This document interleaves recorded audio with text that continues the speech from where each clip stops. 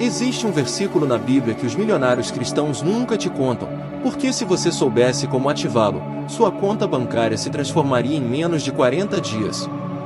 Isso não é teologia da prosperidade barata. É o código original do Salmo 23 que foi propositalmente mal traduzido para manter você na escassez.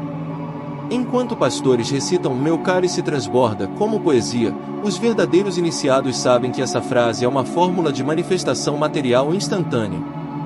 Nos próximos 3 minutos, você vai descobrir por que seu cálice sempre esteve vazio e como enchê-lo hoje. Salmo 23:05. Preparas uma mesa perante mim na presença dos meus inimigos, unges a minha cabeça com óleo, o meu cálice transborda. A palavra hebraica para transborda é revaia.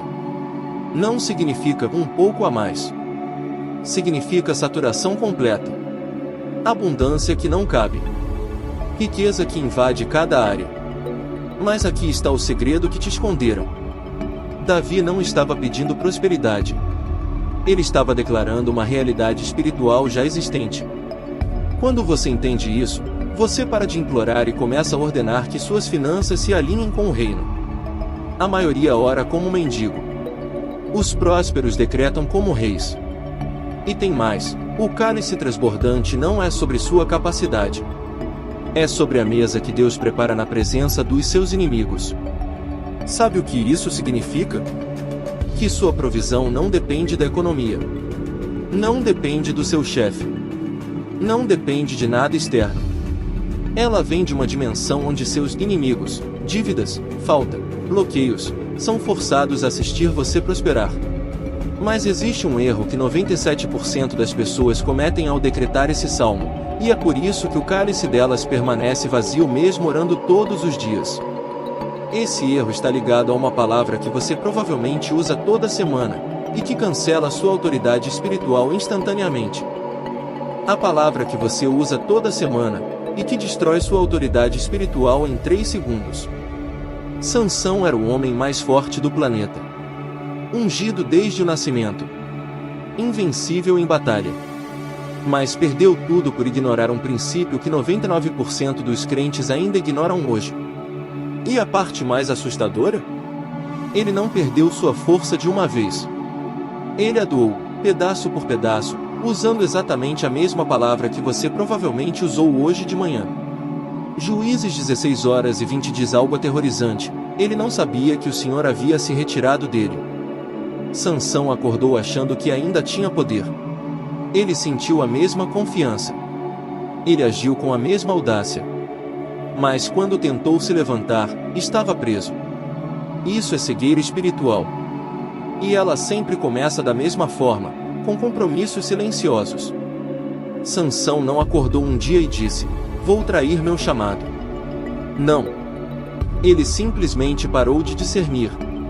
Parou de questionar suas emoções. Parou de testar seus relacionamentos. E quando Dalila entrou na vida dele, ele já estava cego por dentro. 3 vezes ela o traiu. 3 vezes ele sobreviveu. Mas em vez de enxergar o padrão, ele continuou brincando com seu destino. E aqui está o erro fatal que você comete toda semana. Talvez. Essa palavra é o assassino silencioso da autoridade espiritual. Quando você ora com autoridade, mais vive com talvez. Quando você declara prosperidade, mais pensa, talvez isso não seja para mim. Você está anulando seu próprio decreto. Tiago 1:6 expõe isso. Aquele que duvida é semelhante à onda do mar, levada e agitada pelo vento. Não pense tal homem que receberá alguma coisa do Senhor. Sansão não perdeu sua força porque era fraco. Ele a perdeu porque parou de ter convicção. Ele começou a negociar com a incerteza. A primeira vez que você diz talvez Deus não queira isso para mim, você acabou de rasgar seu decreto. E tem mais, a Bíblia diz que os inimigos de Sansão arrancaram seus olhos depois de capturá-lo. Mas a verdade? Ele já estava cego há meses. A cegueira física foi apenas a confirmação da cegueira espiritual. E é exatamente isso que acontece com suas finanças. Você não perde tudo de uma vez. Você para de enxergar as oportunidades. Para de discernir os sinais. Para de reconhecer quando Deus está abrindo portas. E então, quando você finalmente acorda, está preso nas mesmas dívidas, no mesmo ciclo, nas mesmas correntes. Mas Juízes 16:22 registra o versículo mais perigoso e mais esperançoso da história de Sansão. Mesmo na prisão, mesmo cego, mesmo acorrentado, Deus estava restaurando o que havia sido perdido. Mas existe uma pergunta que Deus faz antes de restaurar qualquer um, e se você não souber a resposta certa, seu cabelo nunca voltará a crescer. Filho do homem, podem esses ossos viver? Ezequiel 37:3. Essa é a pergunta que separa os que recuperam tudo, dos que morrem presos. A resposta determina seu destino. Deus levou Ezequiel para o lugar mais morto da terra, e perguntou algo que parece impossível. Ezequiel 37:3, Filho do homem, podem esses ossos viver? Não é uma pergunta teológica. É um teste de fé financeira. Porque todo mundo que perdeu tudo, todo mundo que está olhando para um negócio morto, um casamento destruído, uma conta zerada, está nesse vale agora. E a pergunta de Deus não é: você quer que isso viva? A pergunta é: você acredita que isso pode viver? Pode esses ossos viver? Ezequiel responde com sabedoria: Senhor soberano, só tu sabes. Ele não disse sim. Ele não disse não. Ele devolveu a autoridade para quem pode. E então Deus libera o protocolo mais radical da Bíblia. Ezequiel 37:4. Profetize a estes ossos e diga-lhes: ossos secos, ouçam a palavra do Senhor. Espera. Deus não vai fazer isso sozinho? Não. Ele ordena que você fale. Esse é o segredo que ninguém te contou. Deus não vai ressuscitar suas finanças enquanto você está chorando sobre elas. Ele espera você profetizar sobre elas. Versículo 7. Enquanto eu profetizava, houve um barulho, um som de chocalho, e os ossos se juntaram, osso com osso. Os ossos não se moveram porque Ezequiel orou. Eles se moveram porque ele decretou. Mas espera, tem uma segunda fase do protocolo que a maioria ignora. Versículo 8 diz: tendões e carne surgiram sobre eles, e pele os cobriu, mas não havia espírito neles. Forma sem fôlego. Estrutura sem poder. Movimento sem propósito. Isso é o que acontece quando você tenta reconstruir sua vida financeira sem a presença de Deus. Você pode ter a estratégia. Pode ter o plano. Pode até ter a conta aberta. Mas se o espírito não entrar, é só casca vazia. E então vem o segundo decreto. Versículo 9. Profetize ao Espírito. Diga: venha dos quatro ventos, ó Espírito, e sopre sobre esses mortos para que vivam. Duas profecias. Duas declarações. Dois níveis de fé. Versículo 10. Eles viveram e se puseram em pé, um exército grande e poderoso. O que estava morto, agora é um exército. O que era vergonha, agora é glória. O que era dívida, agora é domínio. Mas aqui está o que ninguém te diz sobre esse protocolo. Ele teve que falar duas vezes. A primeira declaração trouxe forma.